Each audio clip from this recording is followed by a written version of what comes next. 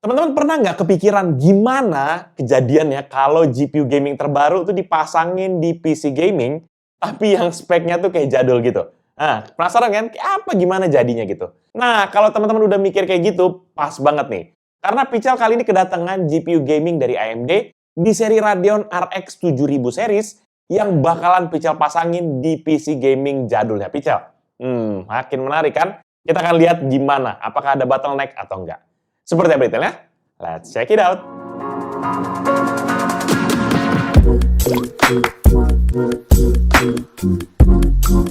Halo guys, balik lagi bersama Pical, dan seperti yang udah Pical bilang tadi, dan setelah sekian lama, akhirnya studio Pical Tekno kedapatan lagi nih buat nge-review GPU terbarunya AMD di seri Radeon RX 7000. GPU ini nanti Pical pasang ke PC gaming Pical dengan spesifikasi yang tergolong cukup jadul, yaitu prosesor Intel Core i7 4790K, motherboard Gigabyte GA-Z97X Gaming 7, CPU cooler Corsair H115i Hydro Series, RAM 4 keping, 8GB DDR3 Kingston HyperX Fury, sehingga totalnya 32GB, dengan setting dual channel 1,6 GHz, storage SSD M2 SATA Lite-On IT LST-32S9G HP2242 dengan kapasitas sebesar 256GB, discrete GPU Sapphire Pulse Radeon RX 7700 XT dengan dedicated memori sebesar 12GB GDDR6 dan juga monitor Acer Nitro VG240Y sebagai penampil gambar untuk Full HD dan TCL TV 55A8 untuk penampil gambar 4K.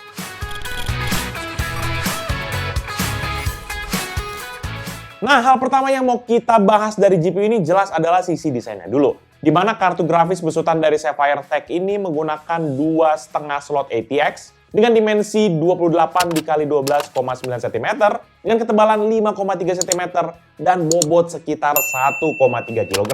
Jadi ini udah bongsor dan juga ini lumayan berat nih teman-teman. Dan bisa dipastikan bahwa kartu grafis ini hanya bisa dipasang di casing PC bertipe ATX. ATX mungkin bisa tapi mepet-mepet gitu ya, mungkin aliran udaranya bakal bisa terhambat. Karena dimensinya ini memang lumayan makan tempat. Tapi kalau dari segi visualnya sih, tampilan kartu grafis ini memang masih mirip-mirip dengan kartu grafis Radeon RX yang Pical udah pernah bahas beberapa waktu yang lalu. Kemudian kalau kita breakdown lagi desainnya, di sisi depan dari kartu grafis ini nanti terdapat kipas-kipas yang dinamakan dengan The-Angular Velocity Fan Blade, hasil besutan dari Sapphire Tech itu sendiri. Dan menurut keterangan di situs resminya, kipas-kipas ini nanti bisa menghasilkan 2 lapis tekanan udara, yang membuat kinerja kipas tuh lebih sejuk sekitar 44% dibandingkan dengan generasi sebelumnya. Last but not least, di bagian desain adalah port interface yang tersedia pada kartu grafis ini, yaitu hanya terdiri dari 2 HDMI 2.1A dan 2 port DisplayPort 2.1, sehingga secara total bisa mensupport hingga 4 buah display ataupun juga monitor dengan resolusi maksimum hingga 7680 dikali 4320 atau 8K Ultra High Definition. Ini untuk masing-masing portnya ya teman-teman. Ini gokil banget deh.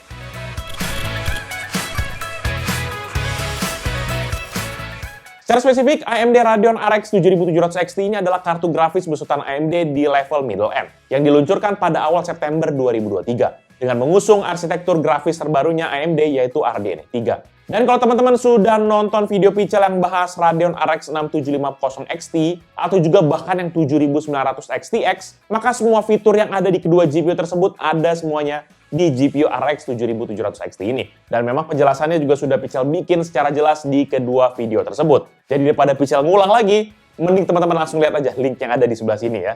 Atau mungkin di bagian deskripsi kalau kalian males. Tapi ada satu fitur nih yang jadi salah satu selling point dari GPU ini, yang kayaknya bisa Pical jelasin lebih detail di video ini, yaitu yang namanya AMD Radiance Display Engine.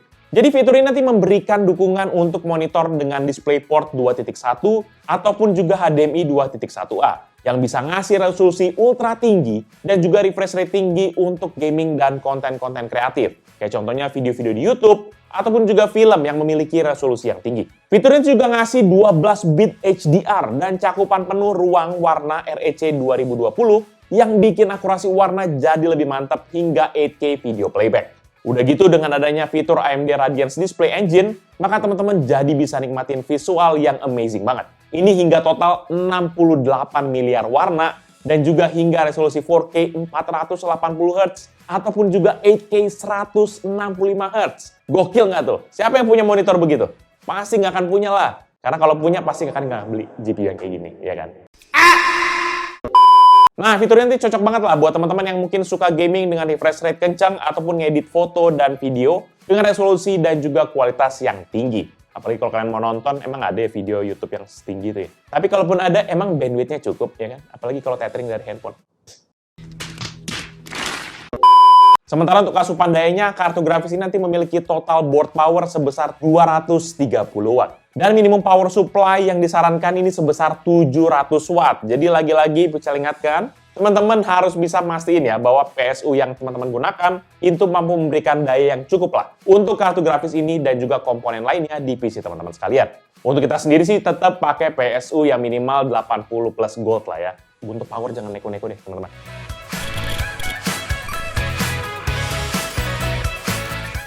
Oke, sekarang kita akan masuk aja ke inti dari review kita kali ini, yaitu performa dari kartu grafisnya, yaitu Radeon RX 7700 XT. GPU AMD yang kita tes kali ini itu adalah kartu grafis keluaran dari Sapphire Tech atau bisanya kita singkat dengan Sapphire, dengan seri Pulse RX 7000. Jadi secara lengkap, GPU ini dinamakan Sapphire Pulse AMD Radeon RX 7700 XT 12GB. Panjang juga ya. Di mana kartu grafis ini memiliki spesifikasi 54 computation unit, 3456 stream processor, 108 AI accelerator, 54 ray accelerator, dan juga memiliki frekuensi 2,2 GHz game clock, 2,5 GHz boost clock, dan juga memory speed up to 18 gigabit per second, serta dedicated memory yang sudah tadi kita sebutin, yaitu 12 GB GDDR6. Selain itu juga, GPU nanti juga sudah memiliki proses size sebesar 5 nanometer dan arsitektur RDNA 3. Dan konsumsi daya total board power sebesar 230 watt. Dan seperti GPU Radeon RX 7900 XTX yang sudah pernah Picel bahas, maka kartu grafis ini juga sudah mendukung fitur yang namanya AMD SAM atau Smart Access Memory. Cuma karena Picel menggunakan prosesor dan MOBO yang udah dibilang jadul, jadi fitur SAM ini nggak bisa kita gunakan sama sekali. Dan juga karena GPU yang kita terima ini adalah kartu grafis dari distributor, jadi kemungkinan sudah dikenakan treatment tertentu. Contohnya, kalau kita lihat nih spek asli di situs AMD, maka TBP atau total board power yang dikasih itu sebenarnya cuma 245 watt aja. Nah, sama si Sapphire Tech ini dikurangin tuh jadi 230 watt. Jadi kembali lagi, Picel ingetin, kalau teman-teman punya GPU seperti yang kita tes sekarang, tapi dari produsen yang berbeda, ada kemungkinan maka skornya akan sedikit berbeda juga, ya. Jadi jangan ditelan bulat-bulat gitu. Dan seperti biasa, kita akan tes juga GPU ini dengan synthetic benchmark yang biasa kita gunakan. Plus juga ditambah dengan beberapa tools benchmark lainnya, supaya bisa kita lihat nih gimana hasil GPU-nya sampai kepada limit powernya. Setelah itu nanti kita lanjut ke game test dan diakhiri juga dengan stress test yang ditambah dengan hasil pengukuran suhu permukaan GPU-nya. Dan sebagai performance tool-nya, Picel hanya gunakan aplikasi AMD Adrenalin versi 23.12.1 dengan release date di 28 November 2023. Dan nanti di aplikasi ini, Picel set grafik settingnya ke mode Hyper RX yang akan menggunakan atau mengaktifkan Radeon Super Resolution, Radeon Anti-Lag, Radeon Boost, Sharpen Effect di 75, dan Maximum Resolution Change di 50%, serta GPU Scaling Enabled di bagian display. Sementara untuk fitur performance-nya, Picel set tuning control-nya di mode default. Jadi walaupun ada fitur overclocking bawaan dari aplikasinya, namun buat testing kali ini Picel rasa settingan bawaan yaitu Hyper RX ini udah cukup kayaknya. Daripada teman-teman juga pasti nggak akan main sampai sedalam itu. Sebenarnya ujung-ujungnya tujuan kita mau ngetes ini, kita mau lihat apakah ada bottleneck yang muncul. Karena CPU yang kita gunakan itu adalah Intel generasi keempat. Padahal sekarang udah generasi 14 guys. Dan juga untuk GPU-nya ini masih tergolong baru kan. Jadi kita mau lihat siapa yang bikin penyakit di sini. Apakah CPU-nya atau malah GPU-nya memang karena middle end gitu ya. Jadi nggak bisa ngarep banyak. Kita akan lihat sama-sama. Pengetesan pertama yaitu menggunakan rendering test BMW di aplikasi Blender. Maka GPU ini menyelesaikan satu frame dalam 3 kali pengujian dengan waktu rata-rata 32 detik untuk GPU test. Ini dia perbandingan dengan laptop dan PC yang pernah kita review.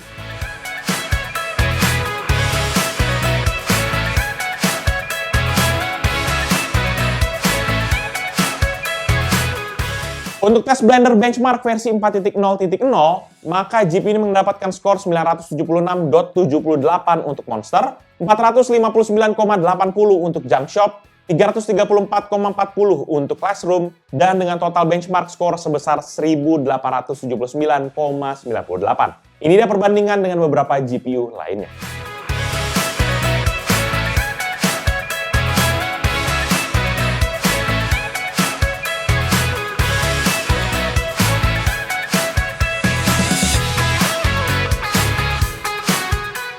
Kemudian untuk 3D Mark Times Pi, hasilnya untuk grafik mendapatkan skor 16.253 dan CPU sebesar 4.249, sehingga rata-rata 11.415.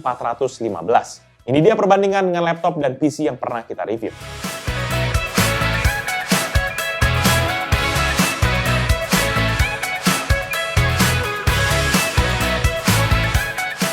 Next, untuk benchmark spek workstation 3.1.0 sebagai gambaran professional productivity, maka GPU ini mendapatkan skor sebesar 5,44 poin untuk GPU compute.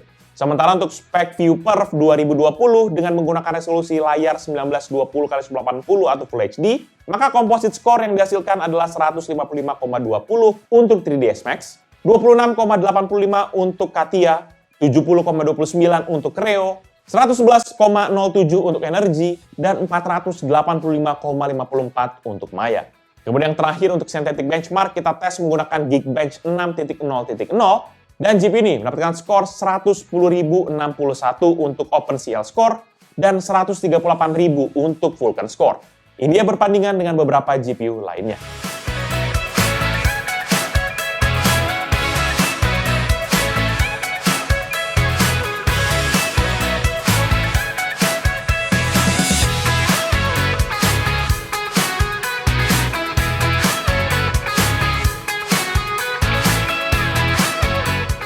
Selanjutnya kita akan tes beberapa game seperti yang biasa Picha lakukan untuk menguji kinerja laptop dan juga PC. Dan di pertesan kali ini kita akan tes dengan dua mode, yaitu display Full HD dan juga 4K, agar kita bisa lihat perbedaan performa dari kartu grafis ini secara kemampuan grafis, refresh rate, dan juga total board powernya.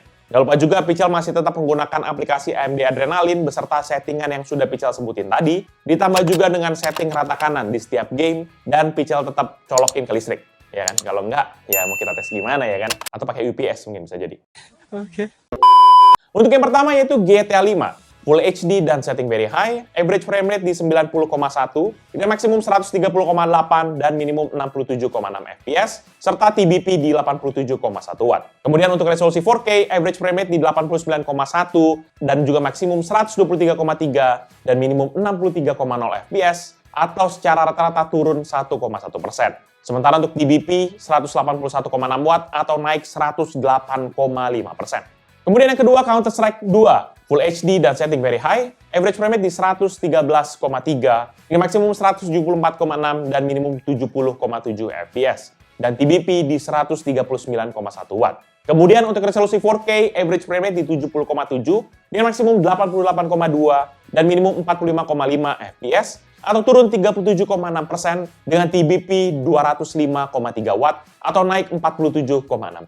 Dota 2 Full HD dan setting best looking, average frame rate di 71,6 dengan maksimum 100,2 dan minimum 42,4 fps dan TBP di 96,4 watt. Kemudian untuk resolusi 4K, average frame rate di 89,5, maksimum 124,7 dan minimum 3,9 fps atau secara rata-rata naik 25%. Dengan TBP 102,9 watt atau naik 6,7% saja. FIFA 22 Full HD dan juga setting Ultra, maka average frame rate di 185,7 dengan maksimum 217,1 dan minimum 13,5 fps, serta TBP di 95,0 watt. Kemudian untuk resolusi 4K, average frame rate di 174,5 dengan maksimum di 208,8 dan minimum 9,5 fps atau turun 6,0%. Dengan TBP 149,8 watt atau naik hingga 57,7%. The Sims 4 Full HD dan juga setting Ultra, maka average frame rate di 148,8 dengan maksimum 185,5 dan minimum 66,9 fps, serta untuk TBP di 140,5 watt. Nah, untuk resolusi 4K, maka average frame rate di 101,2 dengan maksimum 143,7 dan minimum 18,1 fps atau turun 32%. Dengan TBP di 182,4 watt atau naik 29,8%.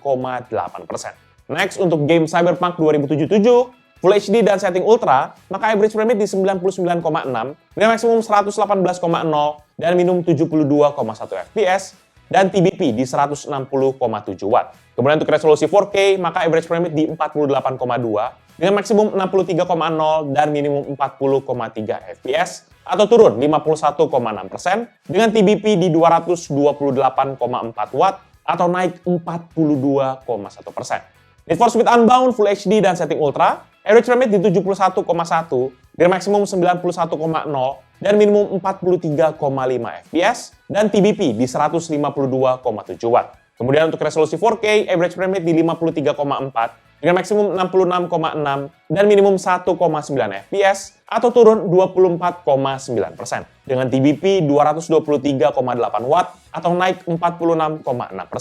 Untuk Valorant, sayangnya game ini nggak bisa dijalankan karena prosesor PC gaming Pichel ini sudah terlalu jadul. Jadi mentok di TPM Windows 11-nya. Ya, jadi nggak ada fitur-fitur TPM-TPM-an yang 2.0 gitu ya. Dan akhirnya gamenya nggak bisa di-load. Jadi kita langsung skip aja. Nah, terakhir untuk Genshin Impact Full HD dan setting high, average frame rate di 180,3 dengan maksimum 289,3 dan minimum 115,3 fps dan TBP di 159,4 watt. Kemudian untuk resolusi 4K, average frame rate di 121,9 dengan maksimum 152,1 dan minimum 83,4 fps atau turun 32,4% dengan TBP di 229,0 watt atau naik 43,7%. Dan next, kemudian sebagai cooling sistemnya, maka GPU ini menggunakan sepasang kipas dengan konsep desain angular velocity fan blade yang menghembuskan angin secara langsung kepada heatsink yang berbahan aluminium, sehingga memudahkan heatsinknya menyebarkan panas yang diserap keluar dari area bodi GPU-nya. Selain itu, kipas-kipas ini juga nanti menggunakan dual ball bearing system pada motor penggeraknya, yang membuat putaran kipasnya jadi lebih senyap dan juga awet lah secara umur pemakaian. Ditambah lagi, GPU ini juga memiliki heat pipe berbahan logam komposit yang bisa menyebarkan hawa panas secara merata ke seluruh modul pendinginnya. Kemudian sama seperti kalau kita ngetes laptop, maka Pichel akan tes juga nih kemampuan cooling sistemnya dengan menggunakan stress test aplikasi Furmark versi 1.37. Tapi kali ini grafik settingnya pada AMD Adrenalin Pichel set ke default mode dulu. Nanti di tengah stress test, Pichel ubah lagi ke mode HyperRX untuk melihat lah gimana pergerakannya, apakah signifikan di GPU-nya atau enggak. Dan oh ya, selama benchmark tadi sampai ke stress test, Pichel ini tuh taruh di ruangan tamu Pichel yang memiliki suhu agak lebih tinggi, yaitu suhu ruangan sekitar 26 sampai 30 derajat Celcius. Jadi memang agak terkenal lumayan gerah lah ya. Tapi ini kita mau ngetes apakah memang kena throttling ataupun kena masalah temperatur.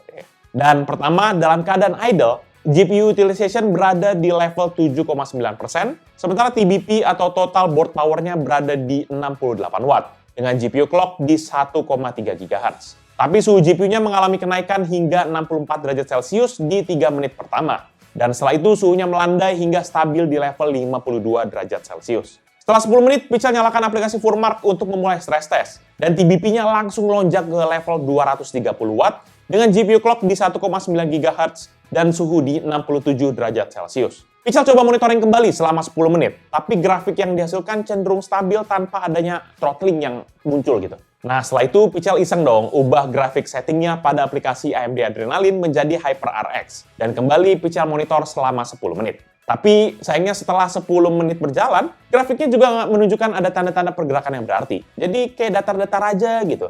Dan akhirnya pengetesan Pichel hentikan dengan skor akhir di 227 watt untuk TBP, 2,03 GHz untuk GPU clock, dan 69 derajat Celcius untuk suhu dengan total pengetesan selama 32 menit dan 30 detik. Terakhir, di bagian urusan performa, Pichel coba ukur juga suhu permukaan pada GPU ini pada 3 kondisi. Kondisi pertama, dalam keadaan idle, maka suhu pada rebodinya memiliki rata-rata 40,5 derajat, maksimum di 42,4 dan minimum di 39,1 derajat Celcius. Lalu saat stress test, maka permukaannya ini memiliki panas rata-rata 59,8 derajat dengan maksimum di 73,5 dan minimum di 49 derajat Celcius. Sedangkan pada saat gaming test dengan durasi sekitar 45 menit, maka permukaannya ini memiliki panas rata-rata di 48,7 dengan maksimum di 50,3 dan minimum di 45,2 derajat Celcius. Lumayan ngegas juga ya GPU-nya. Pichel sih udah sempat khawatir nih waktu ngukur suhu stress test-nya. Tapi kalau ngeliat grafiknya yang tadi Pical tunjukin, kayaknya masih aman sih kalau GPU-nya nih kita geber sampai suhu segitu. Mungkin juga karena PC-nya Pical taruh di ruangan yang tidak ber-AC, jadi sedikit banyak ngaruh lah ke suhu internal PC-nya. Overall, menurut pribadi Pical, Sapphire Pulse AMD Radeon RX 7700 XT 12GB ini sebenarnya bisa-bisa aja kok kita pasangkan dengan spek PC jadul kayak punya Pical gini. Tapi apakah worth to try? Jujur li Pical bilang, sayang GPU-nya sih sebenarnya. Kita berharap bahwa GPU yang terbaru ini bakal bisa bikin CPU-nya bottleneck-nya. Karena udah pasti kan, oh ini September 2023, terus ini CPU-nya udah yang ketinggalan 10 generasi guys. Sekarang generasi 14, ini generasi 4 gitu ya. Tapi sayangnya kalau teman-teman bisa lihat dari game-game yang tadi, kelihatan bahwa bottleneck-nya malahan muncul di bagian GPU-nya. Sebagai contoh, di game GTA 5, di resolusi Full HD, GPU utilization-nya di 77%, dan CPU load-nya di 66%. Jadi more or less berimbang, yang menghasilkan frame rate di 107 FPS. Sementara waktu kita naikin di resolusi 4K, maka GPU utilization-nya tuh sudah menyentuh 98%. Dan juga CPU load-nya sayangnya masih anteng-anteng aja, 62% gitu. Dan frame rate-nya more or less juga di 100 FPS. Atau kalau misalnya kurang puas juga,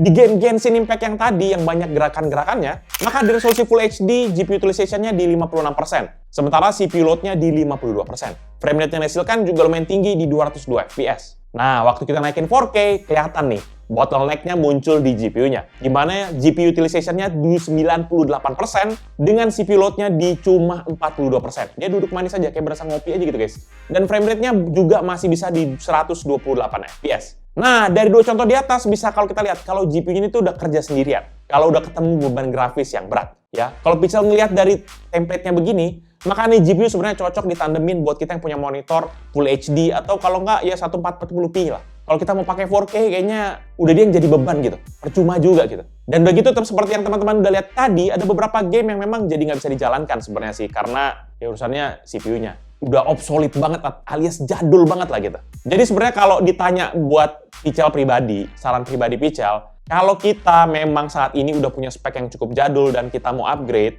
kita masih nggak perlu harus upgrade CPU-nya sih. Karena untuk beberapa game yang memang heavy intense di grafik, kita upgrade begini aja masih sangat kebantu banget. CPU-nya tuh bukan menjadi bottleneck. Jadi nggak selamanya CPU-nya bikin bottleneck. Dan kita udah tes banyak game, dan teman-teman bisa lihat hasilnya. Jadi kalau misalnya teman-teman punya GPU baru, saran Pical ya udah nabung dulu, beli GPU-nya dulu. Nanti kalau ada duit, baru upgrade lagi CPU-nya. Karena kalau CPU dan teman-temannya kalian upgrade, pasti akan lebih mahal guys, daripada kalian upgrade GPU. Upgrade motherboard, upgrade memori, ya kan, misalnya memorinya RAM DDR3, nanti ada RAM DDR5, belum lagi SSD-nya, kalau sekarang M2 SATA, nanti M2 NVMe, udah deh, kalian pasti bakal ngeluarin banyak duit banget. Sabar dulu, tahan, ya kan, mumpung tahun baru gini, mana tau kalian dapat THR, baru kalian bisa beliin CPU dan segala macam teman-temannya ya. Terus kalau misalnya teman-teman nanti bingung nih, mau upgrade apa lagi abis beli GPU, ya sabar. Abis video ini, Pical nanti suguhin lagi video peripheral yang lain, sekaligus nunjukin gimana kalau GPU ini dipasangin di sistem yang relatif baru. Apakah memang jadi lebih oke ataupun sama aja ya. Sekali lagi sabar, karena kita akan rilis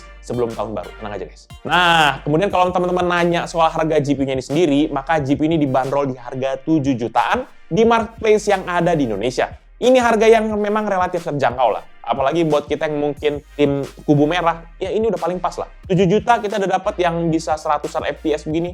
Oke lah. Dan nanti kalau ada teman-teman yang mungkin berminat dengan produk ini atau mau cek produknya, bisa cek di deskripsi yang Pical akan tulis di bawah ini. Jangan lupa juga untuk like video ini, plus kunjungi sosial media dari Pical Techno dan Pical Media Group, seperti Facebook, Twitter, Instagram, TikTok, dan website kita yaitu picalmediagroup.com. Serta kunjungi Burat Pical kita di bawah Pical Media Group yang sayangnya Pical karena liburan jadi tidak banyak dipegang guys. Yaitu Pical Main Game yang bahas soal game dan juga game konsol, PMG Fams yang bahas vlog aktivitas Pical dan keluarga, serta Pical Toys Time yang bahas soal mainan. Jangan lupa pada subscribe ya guys. Jadi walaupun kita nggak upload video dulu, tapi subscribe dulu. Oke? Jadi itu dia video channel kali ini. Thank you guys for watching. Until the next video. Bye-bye! Menarik nih. Berarti nggak selamanya guys spek terbaru tuh. 100 FPS masih oke lah. Kita bukan orang yang punya banyak duit guys.